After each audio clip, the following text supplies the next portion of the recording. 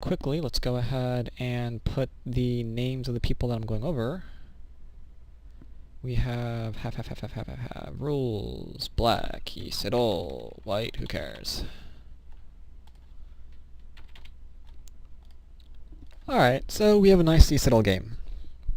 I'm sure a lot of you know that Lee Sedol is one of my favorite players, and I tend to sometimes pick for games to go over ones that are a little bit one-sided, so you can pretty much expect that not to change in this game at all.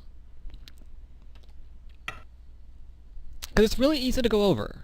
If something really glaring is, if something really glaring occurs during the game, it's easy for us to, take a look at it and see what went wrong, because even their really obvious mistakes are probably better than what we could come up with. 9 times out of 10. At least that's my opinion.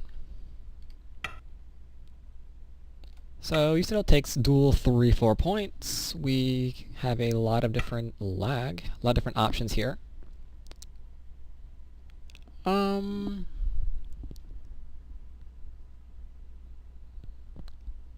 I want to say that's one of his openings, yes.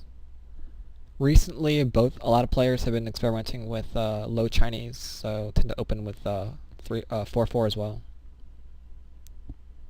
Yes, Lee Sedol faces the infamous white.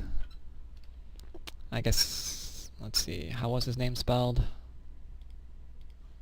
I think it was something like this. Was it that? Or no? I don't know.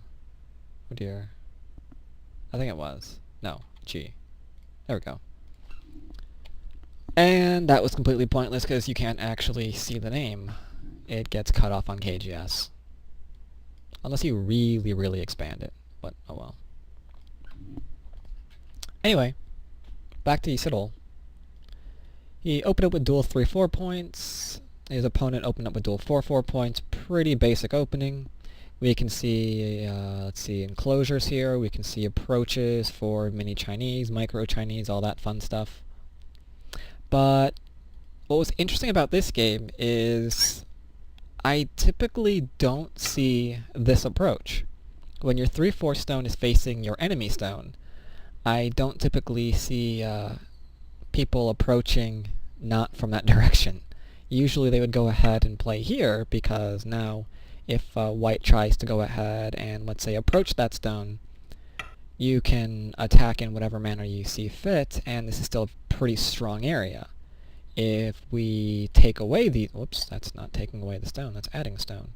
If we take away the stone, for example, then, as I've gone over a billion of times before, we can go ahead and attack and pincer, and suddenly we're expanding while attacking our opponent. That tends to be rather good.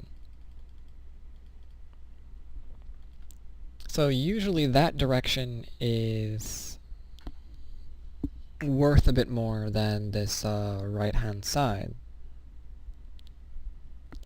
So that was interesting to me.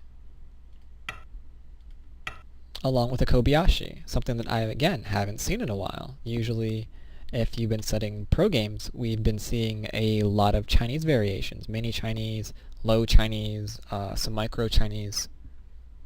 Haven't really been seeing much variation here, and yet here we are seeing the Kobayashi again, something we haven't seen, well, I haven't seen anyway, for quite a while in recent professional matches.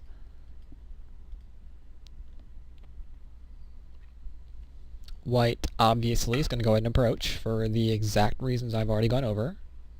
The 3-4 stone is facing your stone. There's no reason not to approach it. If black pincers, you might have a very good position on your hands where you can expand and attack the pincering stone.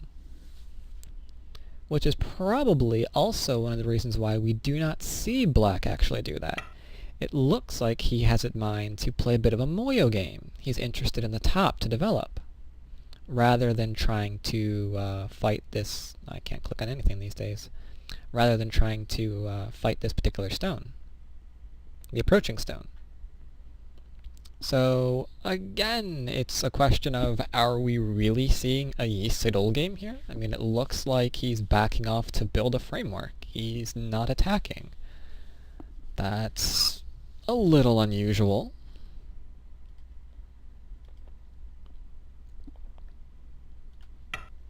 White goes ahead and plays Joseki to settle. And now something that is a bit more modern is to leave this as is. Either, let's say,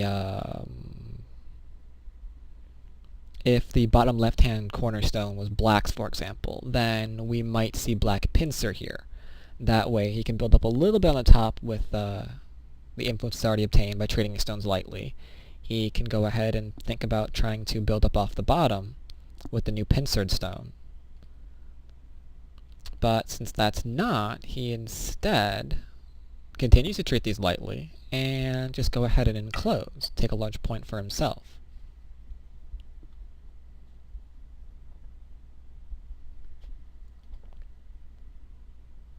So then the question becomes, what does white do here? What do you think white should do? Since white now sees that black didn't actually finish a Joseki here, should he go into, let's say, b18? Settle in the corner? Should he tack the top 3 stones since they don't have pretty good shape yet? Should he invade the right-hand side since black's getting territory there? What do you think white should do? Back off and make a framework of his own? What do you guys think?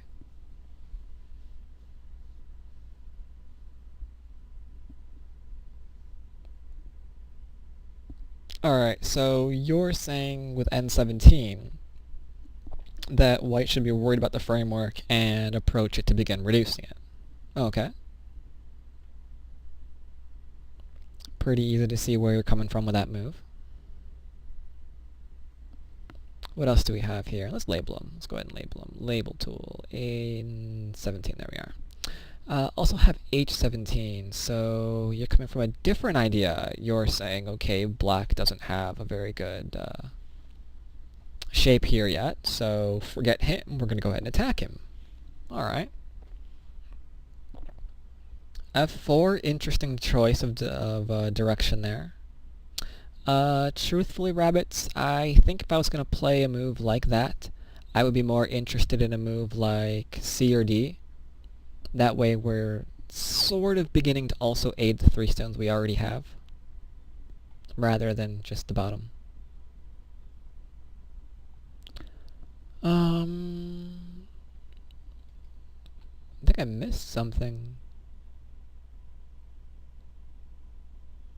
F14, labeling B18 should be fine. 14, no 14, not 4. What the heck? Did I miss something?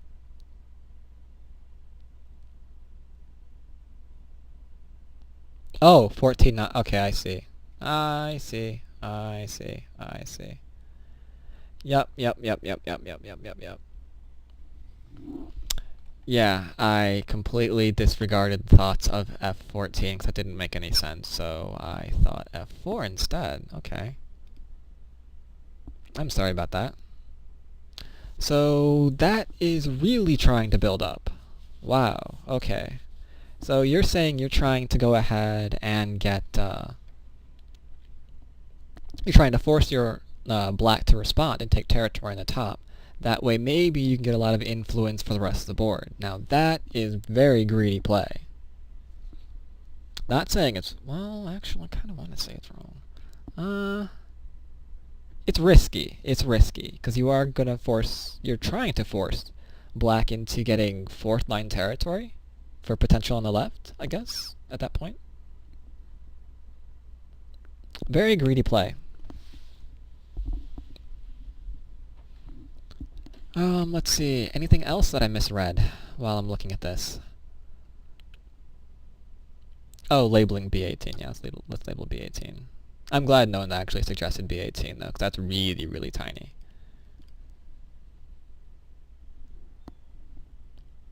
In the actual game, white takes a large point of c6, but let's go ahead and look at some of these instead.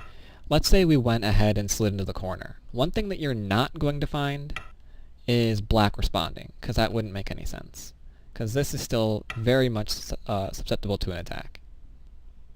Not to mention the fact that it's just slow. You're not really gaining anything here. Instead, I would expect maybe a 1 point jump up, maybe? Threaten to surround the corner while expanding massively along the top side. That would be fairly nice, I think. We might also see... because I think we would see a defense here. Just a question of where we would see the defense. Either the jump up. Maybe if we were still playing greedy, we might see k16. Yes. I think I like the jump a little bit more, because it's a little bit more threatening. I mean, you're trying to gain at the top for yourself, but you've also got a follow-up move of surrounding white, and I kind of like that a lot.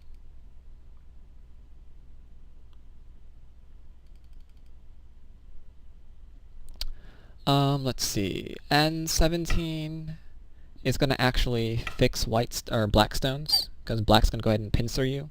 At that point, he's got a nice little base for himself here. You've got to go ahead and run.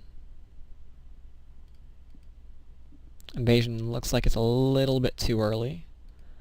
B is very interesting, because with one move, we'd come to a little bit of a problem. If black actually fixes his position here and finishes out the Joseki, then we have two things that we need to do. We need to get a base for the left-hand group, as well as the new stone on top. While black is now comfortable with some decent shape. So I'm not sure if I like h17 so much. It seems like it could be a little bit tricky for you.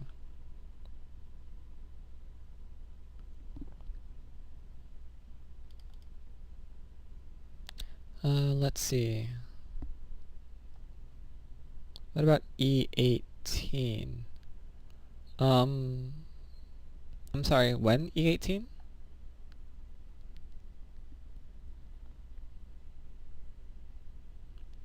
Oh, for white right now. White wouldn't really be too upset about that. I think I see what you're saying. You're trying to go ahead and force moves similar along the lines of, let's say, I don't know, this? Is this kind of the thing that you're looking for? You're hoping that black responds so you can go ahead and make a base while robbing his. Trouble with that is, one, play where your opponent wants to play. Yeah, that's kind of true. And maybe, well, no, not even then. I would look to play that when white was already strong with maybe a stone nearby. Then I would go ahead and probe that shape point, because you're actively looking to try to kill him. Right now, this just gives you a new group you're going to have to worry about. And one of two things is going to happen. Black's simply not going to care, because you've got way too much to look after now. And while you play all of this, you'll find yourself under severe attack. That's one possibility. Another possibility is that he's simply not going to care if you take that stone, because that might be wind up just being Gote, while black continues to build up.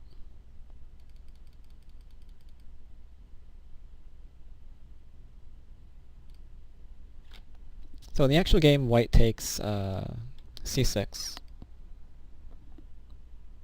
Black takes off a large point. White similarly follows up with a large point. So it's gone to be a bit of a framework game. Black's got an enclosure in the upper right. He's got extensions on both sides, which is very, very nice for black. White's got an enclosure on the bottom left, though it's off of a 4-4 stone, not a 3-4, so it's easier to invade. Doesn't have extensions on both sides, though I would consider D12 to be a little bit of an extension. The last thing that I would really want for him to get is another one that's maybe more optimally placed on the bottom of the board. So it's no surprise that black invades, as opposed to, let's say, I'm not going to say that move, so let's say taking a stone in the center.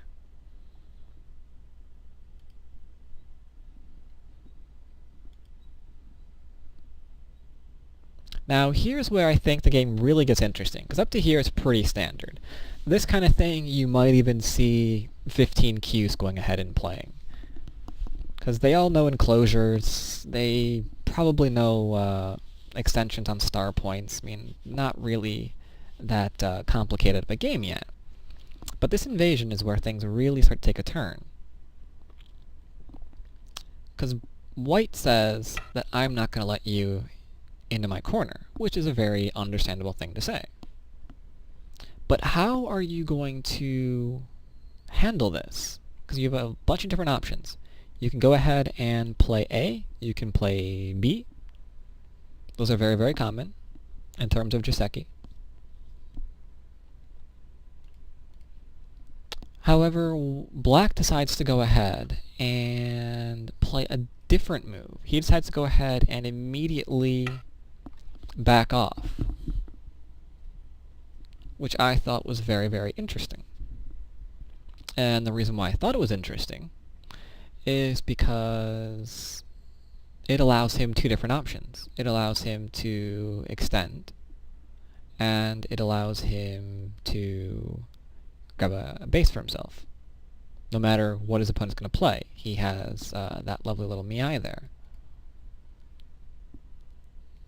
And it also tests what is white going to do.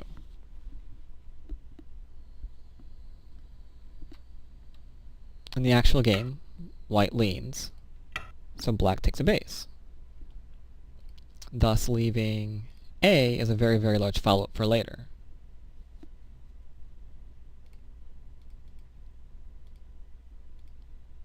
He could have come from the other direction, I suppose. But there's a lot to think about here. One, we can still settle. But we might be able to get a little bit more now as well, due to one other, what other Joseki that white could have found himself playing.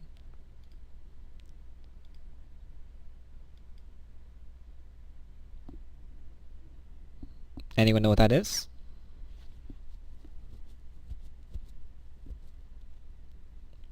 Yeah.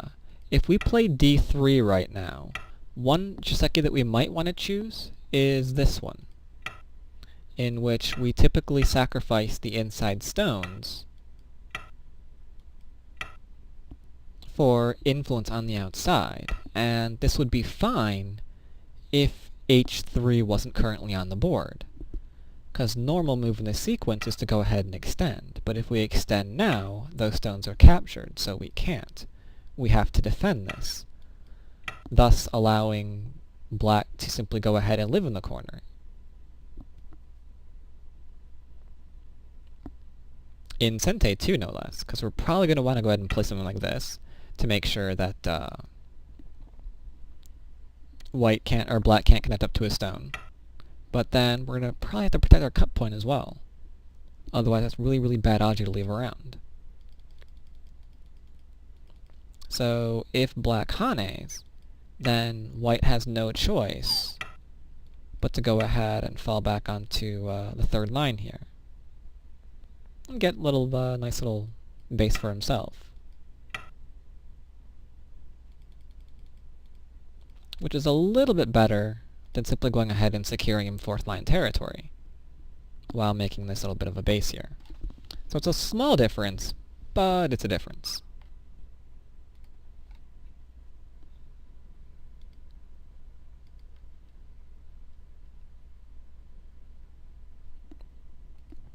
Alright, so black takes his extension.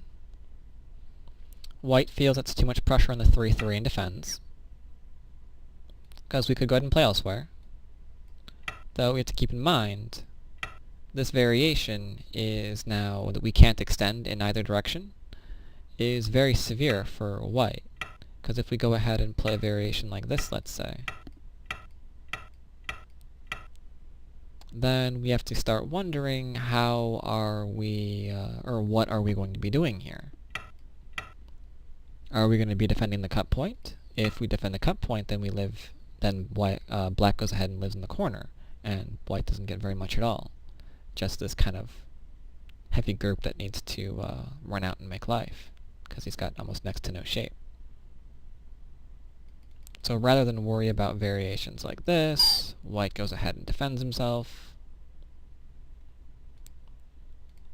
and also puts a bit of a pressure on A as a future invasion point. So now the question becomes, what's the largest point?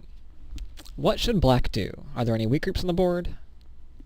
That's a very good question that we should ask ourselves. What do you think? Only one that could be weak, potentially, I think, is h3. Is that weak or no? Or not, rather, sorry. Would you say h3 is weak? Should we defend it? Why isn't it weak? Okay, why not?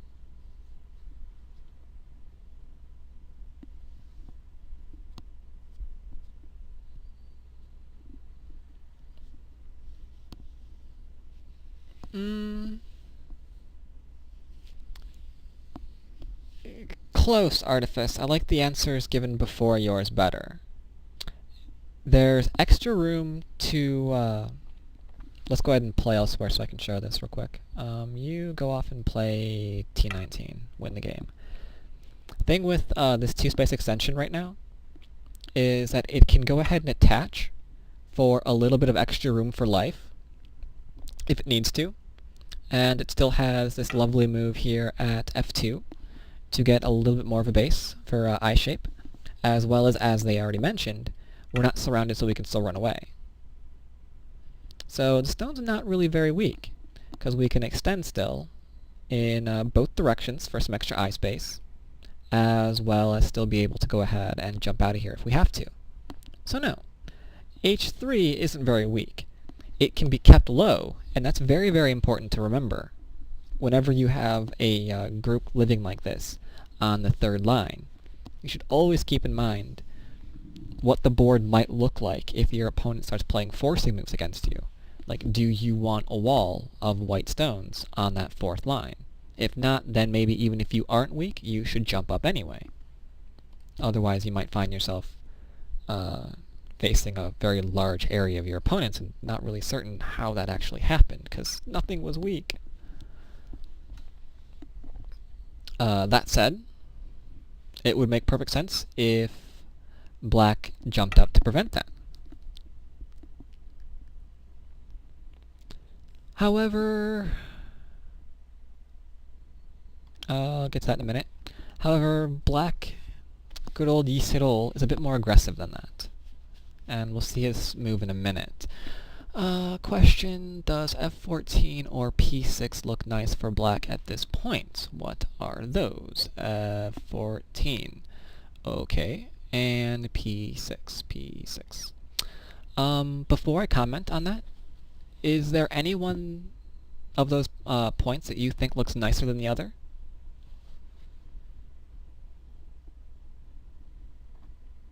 What do you think? You think f14 looks nicer than the other one. Interesting. Why is that?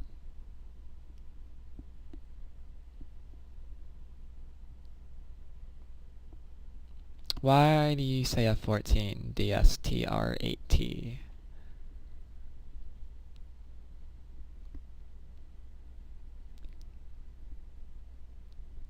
Because I completely agree with Abydos. P6 does look a lot more interesting.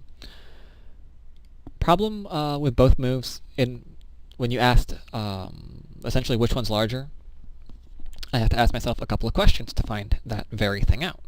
And one of the things that I have to ask myself is, do either of those moves put pressure on white? And we can see the groups involved. The white group on the left, pretty solid. No pressure being applied there. group on the corner, bottom right-hand side, that's alive. There's no invasion point there, really. It's not a problem. We're not putting any pressure there either. So is it defending us then? If we're not putting pressure on our opponent, is it helping us in some way? And when we go back and think that we do have that invasion point at A, well, if we play 2, it begins to go ahead and defend ourselves from that very point. So it's taking away, or potentially taking away, one of the invasion points while expanding. So does it do the same thing on top of the board? Is this an adequate invasion point? And for that, it might be an invasion point, but it's not as large of an invasion point, because this one doesn't threaten to connect up to anything. This is just a weak group that's going to have to run who knows where. Whereas B can connect under, or under the R6 stone, or it can go under, let's say, the Q10 stone, as well as jump out. So that's a bit more of a more difficult invasion to respond to, because it's got so many different things that it can do. It can connect under 2 different ways. It can go out. It's a bit of annoying that way. So that is why I would say piece... Oh, shoot, I didn't just do that. I was so going to not ruin this tree today.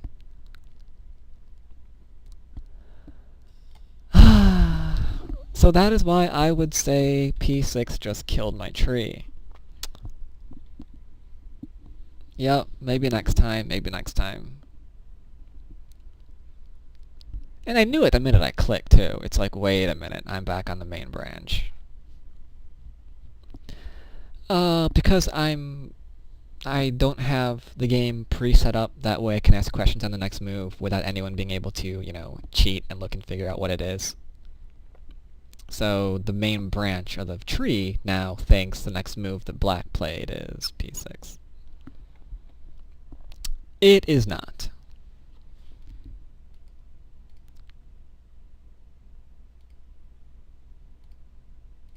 Alright, so get rid of those, get rid of those. So back to what I was saying about the bottom of the board.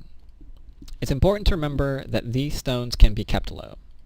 And I went out of my way to go back and, you know, keep the tree nice and alive and point out that black can still go ahead and jump out in order to ensure that he can't be kept low.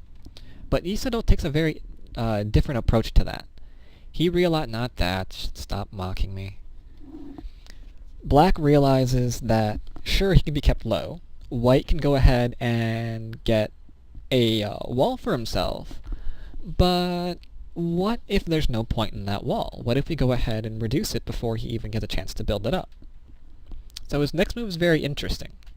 He goes ahead and attaches to this third line stone here at C6.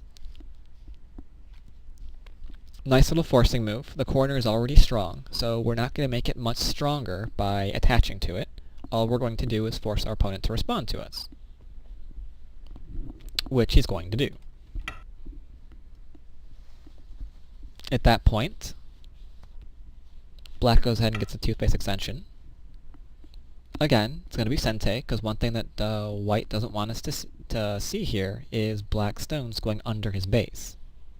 Then we have to go back and ask ourselves really, really annoying questions like, am I alive right now? When you should be asking yourself, how can I attack black? Because black is still a bit weak here. Sure, there's a 2-space extension there, but it's not strong by any means. Because Hane typically allows for Aji. Let's say you do play D6. That's a good question. That's a good question.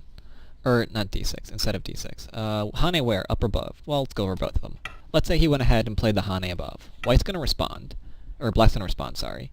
But now we've got an annoying move lingering. We've got this Hane of black at A. And if black gets that, then we're going to go ahead and... Go away. Then we're going to go up and have to fall back, allowing black to begin getting a larger base for himself. And that's not the kind of thing that we want right now. So that would leave black getting too much Aji, so he didn't play D7. So what about B7? Well, again, there's a lot of Aji here. For example, we can ask ourselves, what happens when Black responds with the Hane. Are we going to play the Atari? Are we going to go ahead and back off and allow these moves to be sente? Now it looks like Black's getting influence while keeping White low. And that would also be very good. Instead, he goes ahead and simply makes a nice little extension, which leaves almost no Aji for Black to work against. If he wants to live, he has to figure out how he's going to do that all by himself. Is F2 sente now?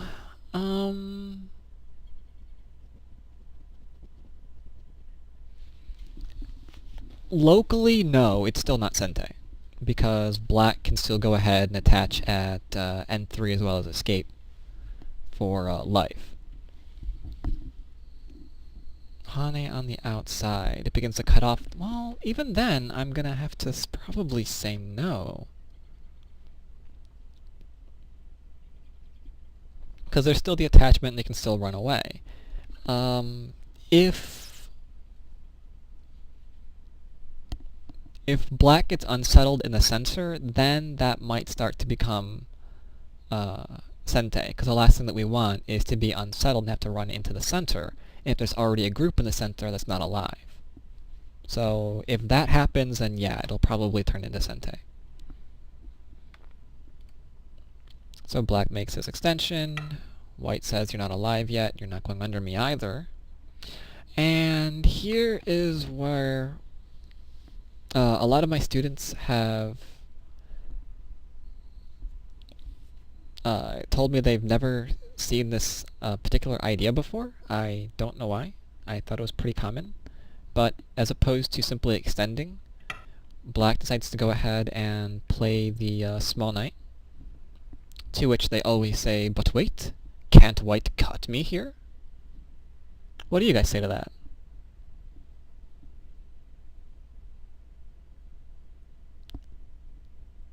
Alright. Nice, truthful response. What do you guys say?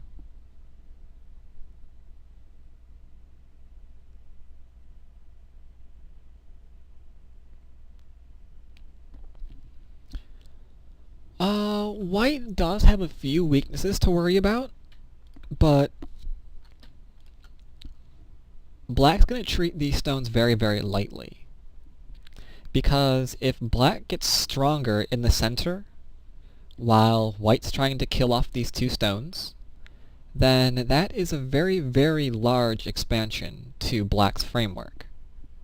If he gets it in sente, he's probably going to even go ahead and cap that off, and just threaten to take half the board for himself. So you have to be very, very careful on how much you struggle against D11. Because this is a light move, he is inviting being cut, but he just wants strength on the outside. He might give up a stone for it. That's fine.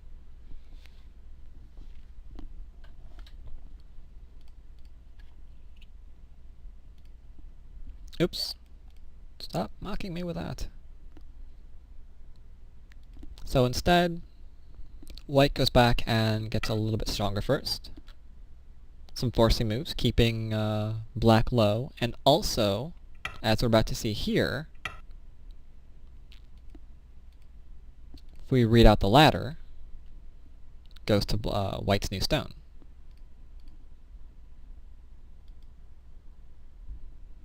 But Black says, okay, you can go ahead and play that way. Like I said, I wanted to be stronger in the center. So he goes and expands.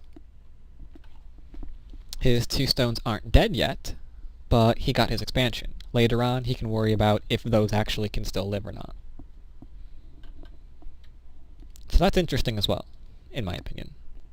It also forces White to immediately go back and respond to this huge framework that Black suddenly has on the board, because he's laying claim to essentially half of it. That's not something that you want to just overlook. How much time do we have left? 20 minutes? Yeah, we'll continue. So the question becomes, how are we going to invade this? This is certainly a very, very large area. I hate having to reduce frameworks. Any recommendations on how to begin trying to reduce? Should we try to reduce by invading at A, perhaps? Or go down deep into N17? I guess everyone instinctively recognizes that R8 no good. Why is R8 no good? I said earlier that it was an invasion. Why not R8? What's wrong with R8?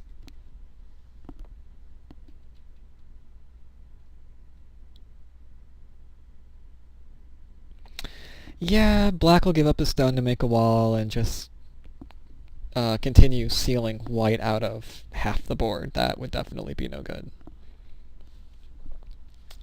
Weaker players might make that mistake. They might see an invasion here, and because they're greedy, they might just go ahead and start running out R6 if white played today, thus allowing your opponent to follow you, make a very, very nice wall of his own, which he could use to poke invasions all over the place.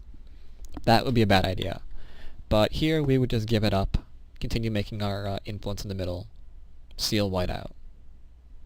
R6, nah, who cares about it? It's not what's important right now.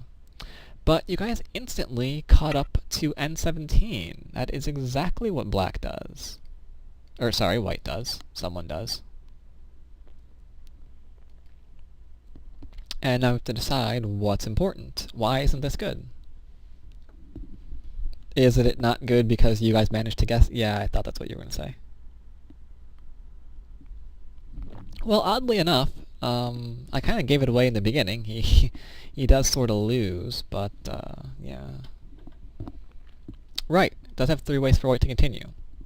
White can get out, white can explore going into the corner, white can explore going under the stone. So, a lot of aji here.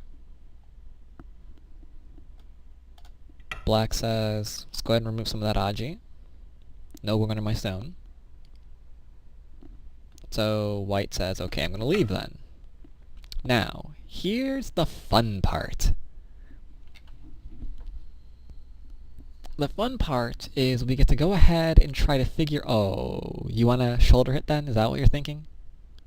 DSTR8T? Are you looking at the shoulder hit?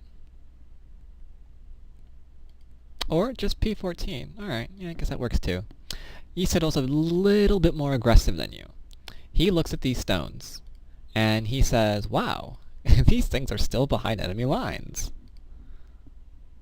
Let's have them prove they're gonna live. Exactly.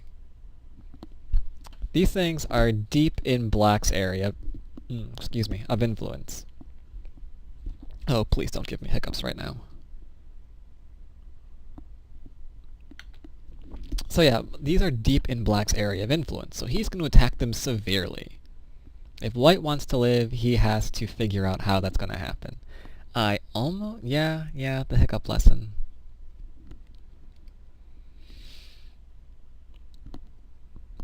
Better than the lesson when I had people throw things against my window. So, instead of trying to continue running out immediately, he probes the corner, sees how much he has to work with. Black says no connecting for you. Since he's not going to get eye-shape there, short of sacrificing his group, white turns to leave.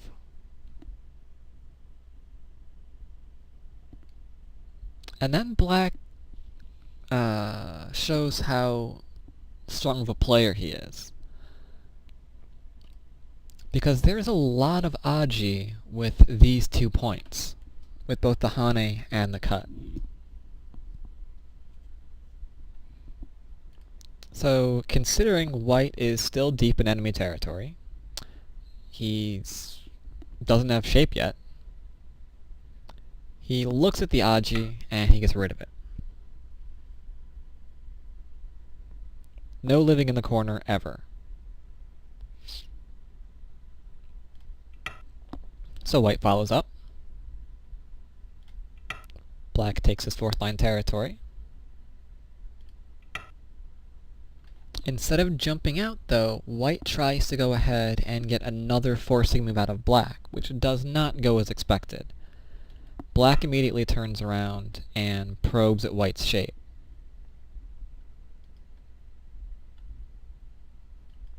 White tries to follow up. Goes ahead and plays a throw-in. Forces black to respond. And he does get a few moves. And that would certainly be devastating, but he's still not alive yet. Oh, white isn't, that is. So black fixes his shape. Threatens to cut through.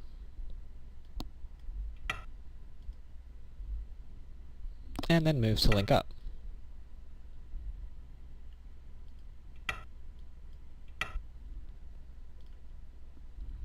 White greedily keeps him from connecting, which just forces black to turn around and threaten to surround him. I don't think I would have done all of that. At this point, I would be very, very worried about living and probably have tried to get out of here.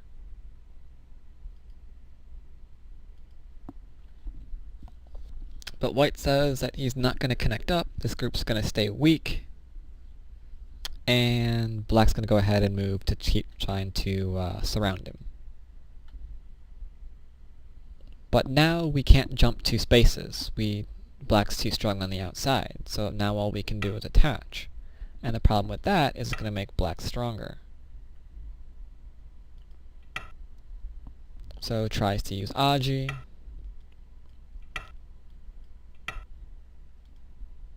Begins to get enough for an eye. Allows the cut, but the cut doesn't go anywhere. So black's not going to take it. He's going to go ahead and follow up the left. Because he's trying to get stronger, he's going to go ahead and use the force move that he still has. White will respond.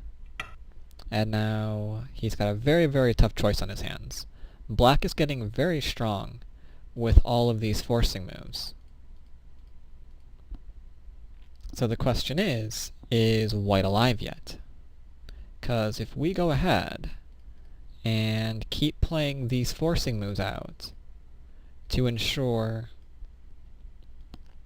that our profit is maintained on the left, then white's going to find that black is just going to go ahead and turn around and reattack his group.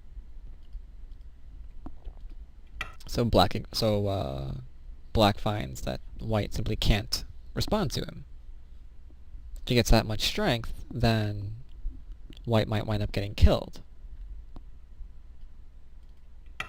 So black follows up. White gets some shape. Black takes his profit.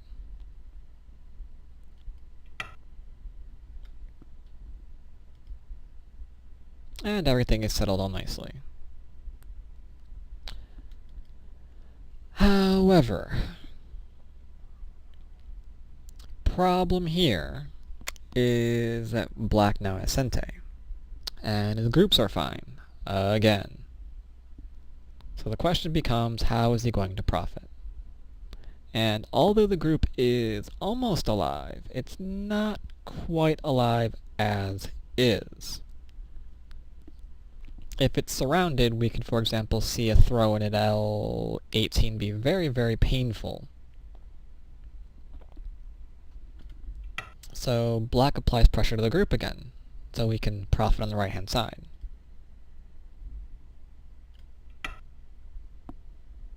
White obviously responds.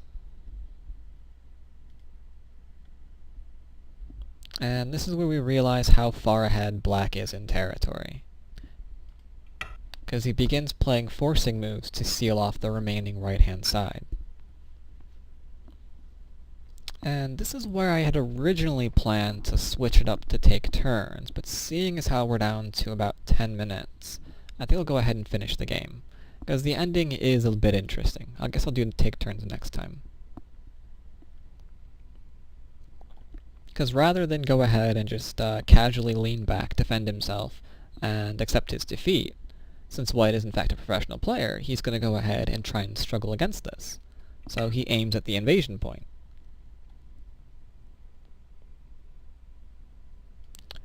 thus bring up a very important question. How do we respond to this invasion? Because there are essentially... how many different responses are there? There are... there's A. I guess there's A. There's B. There's C, I suppose.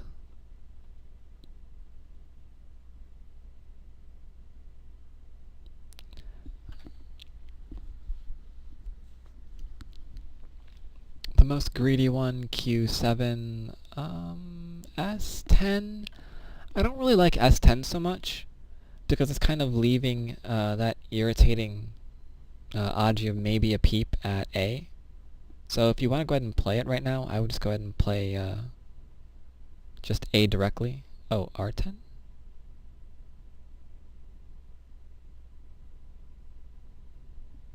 I see.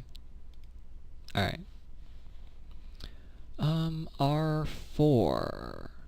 Ah, you want to follow up at R4. Interesting. We'll see that in a minute, so I'll go over that in a second. Do A, then do something in the white corner. Interesting, but you are allowing the stone to escape at that point. Black simply says no escape for you. And we go ahead and get into this fun position.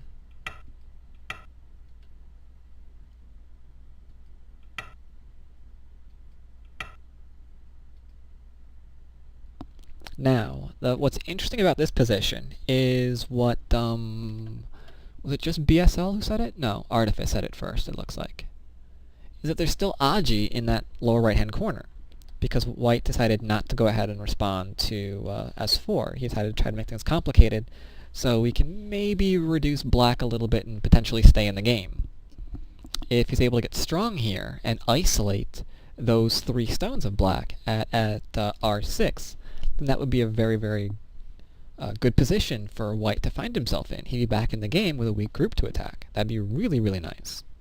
Unfortunately, the corner has its problems, as we see immediately with the attachment. Where does White think his co-threats are? I have no idea where White thinks his co-threats are. I guess... well... maybe there's some co-threats with H12? Because H12 and F12 as a follow-up threatens to kill, I guess. So there's that, but... that's about all I see. So White attaches, or Black attaches, sorry. White follows. Black responds, and then defends his corner. Now, the follow-up with this is cutting through, to which White will Atari. And typically, unlike what we're going to see here with the attachment, typically this goes into another ko, in which either White's going to, or it can go into a ko rather, or it can go into the attachment which we're actually going to see, because if he goes ahead and attaches here... oh my god, I just destroyed the tree again.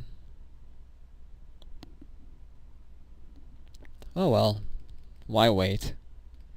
It can go ahead and wind up in a variation similar to this, where White winds up getting his corner cut to ribbons.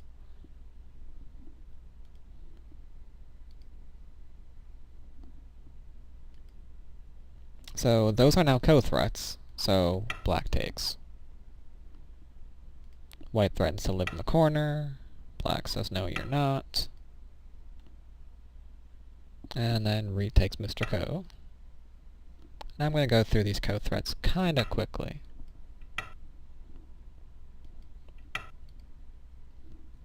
Still trying to live in the corner. Saying, no, you can't.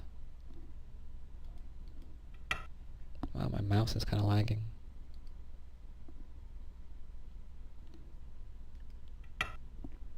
Black follows up. And then white does something very interesting. He decides to see if he can get more threats against the bottom group.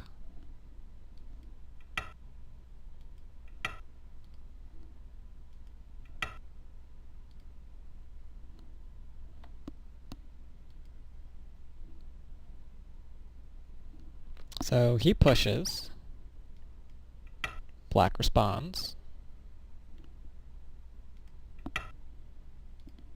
Again, black responds, doesn't want to get killed. And now we see, again, white going for that same idea. He's trying to bet that his last move is going to be a forcing move. That way, when he goes back and takes the ko, what they're suddenly fighting for is the life and death status of this group. Because this group is suddenly behind enemy lines if white wins that ko.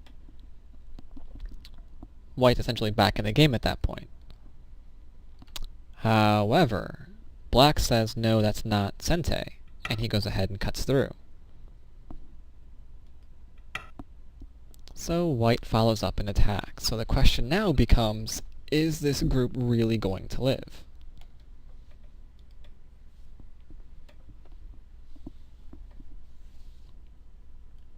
Unfortunately, it lives extremely easily, because N2 threatens to connect up at P2.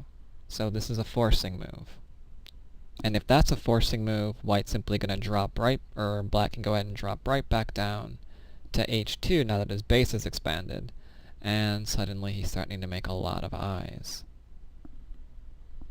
So instead, white does one last thing.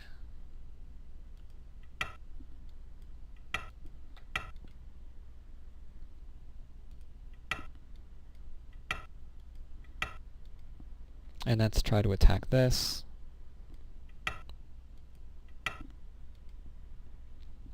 Black says, forget that, that's my eye shape, I'm connecting.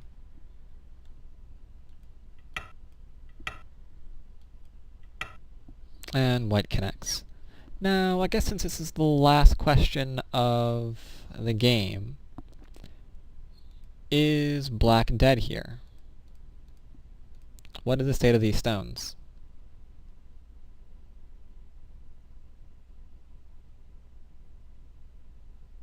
That's what I'm asking you.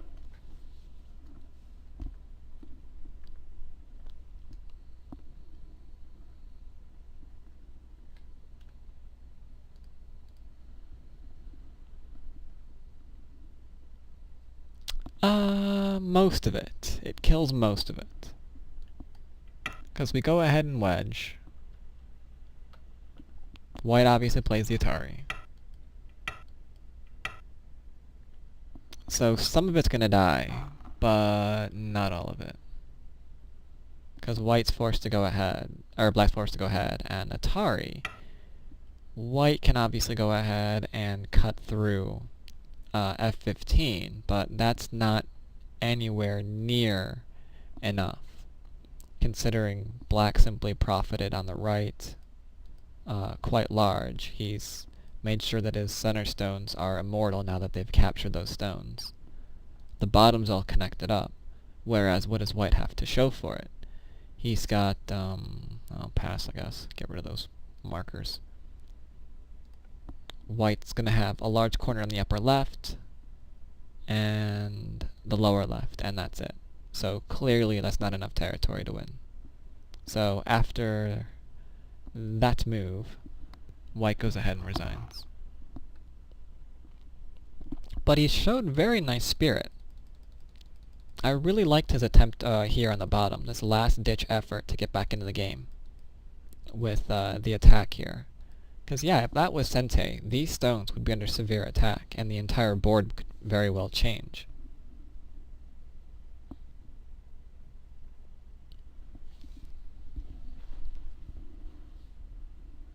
So I thought that was nice, along with the basic things earlier that black showed. Things about perhaps how to handle that you can be kept low, going the invasions on the right-hand side, or left-hand side rather, how to attack the top. Bit of an interesting game all around, I thought. And I hope you guys did as well. if there are no questions, then I shall see you guys week after next. Where? I don't know. I have no idea. Don't even know what games that I'm watching half the time because I usually hang around on my Chinese account on Taigem.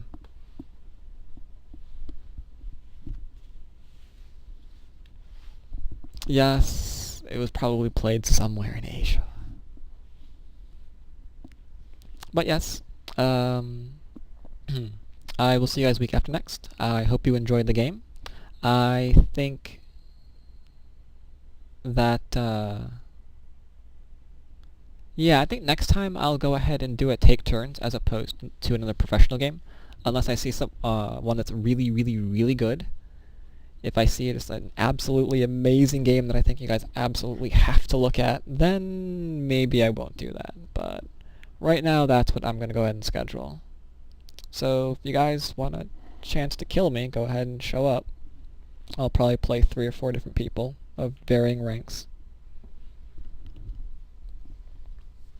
So I will see you guys then, and I hope you guys have a...